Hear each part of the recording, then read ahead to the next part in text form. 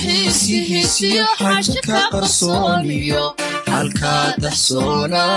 الحقيقة الحقيقة الحقيقة ويا حكتو ماشي تابا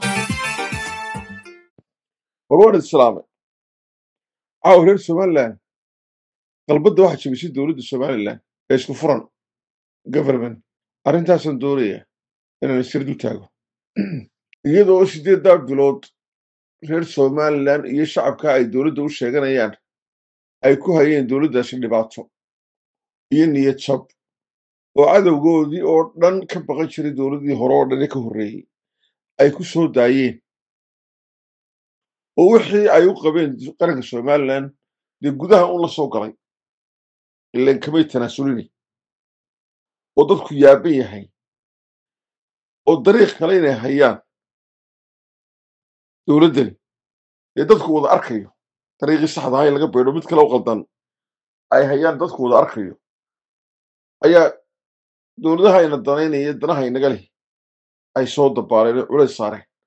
meeshii laynagu wadaya xamarna meel iskeed usii dhimanaysa oo ay u dhammaatay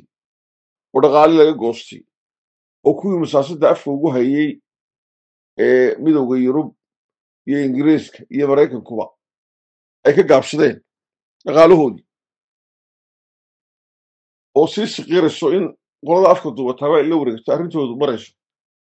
markii albaabadaasi ka soo oodmeen arrintii Mareykanna cirka qabatay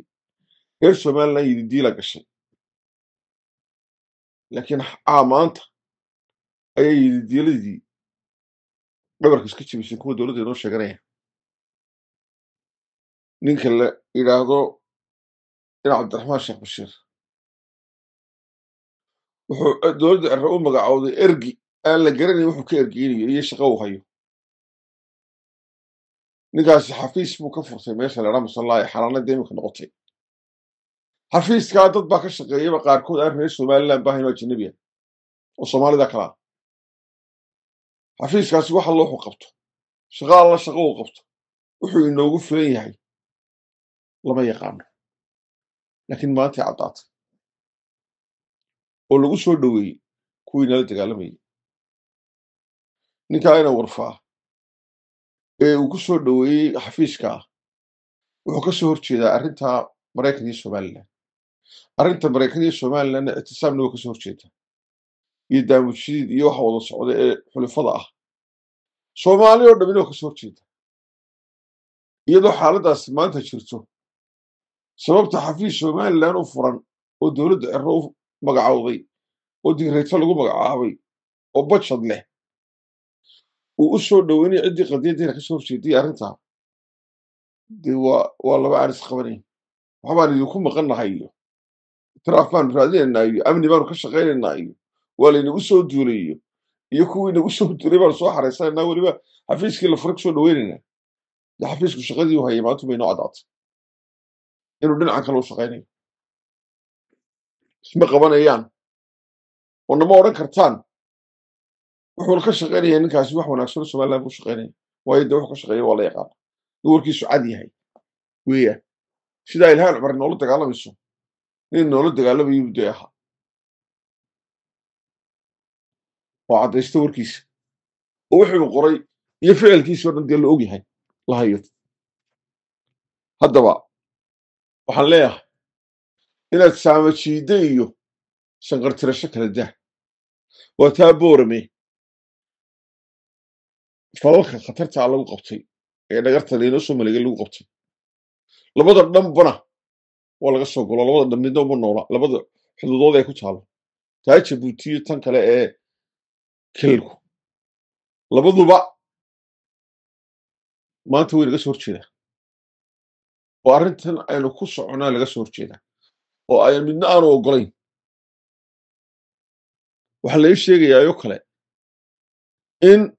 arrimo khatar ku abra shaabka gobolka Awdal la qarinayo oo ay garanaysaa la ogaaday laga war helay oo la doonay in lagu kharajiyo arrimo amni darro waxaa soo dhamina meelaha inaga socdaan waa meelaha iyadoo xaaladeenu sarkaa marayso haddana la soo daayo cid walba waa arrin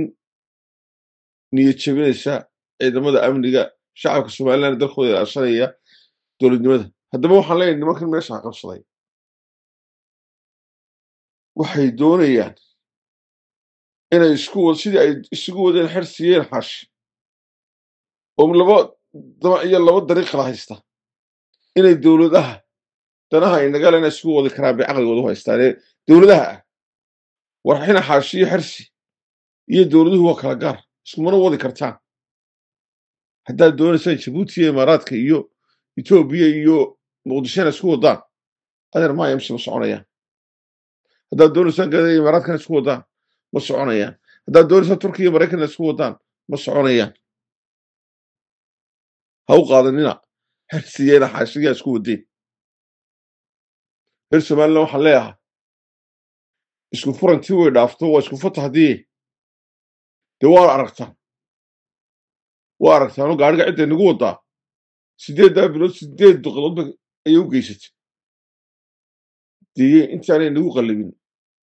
ilaashada dalkiina way nagu qallibaya ku arkaay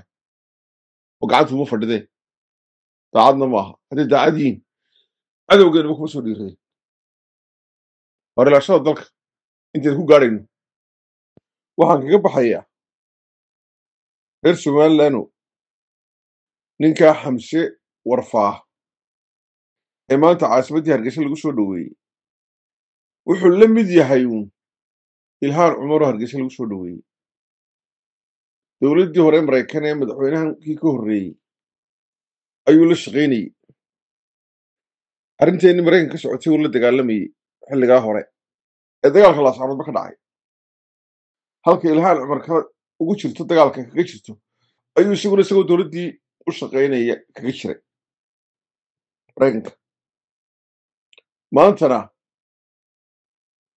inay isla dowladdii la dagaalamayay iyo kuwii gaadhiga nagu waday ay Ilhaan Cumar ku soo dhaweeyaan waa Ilhaan Cumar oo timuuban ay Hargeysa ku soo dhaweeyaan waa arrin aan la aqbali karin dal baanu difaacaynaa ammaan baanu ilaalinaynaa iyo kii la dagaalamayay baanu ku soo dhaweynaynaa waxay iga dhaadhicinaysaan inuu Cabdiraxmaan Sheekh Bashiir ka shaqeynayo arrintii Mareykanka kaba shaqeynayay isagoo gudihii joogo la dagaalamaya macnaheedu way tahay war dalkeennii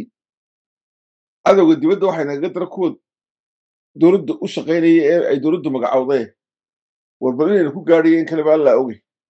war shacab weynahow dalka ilaashada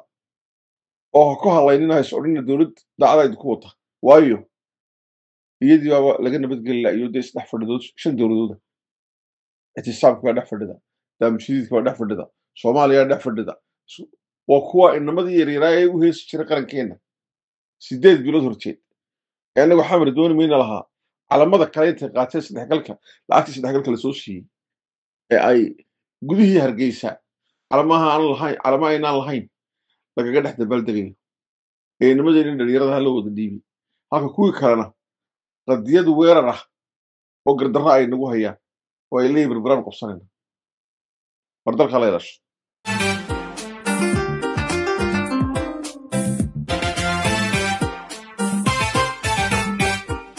warka xiisihiisiyo xajka qarsooniyo halka dahsoona الحقيقة weeye xogtu meeshay taa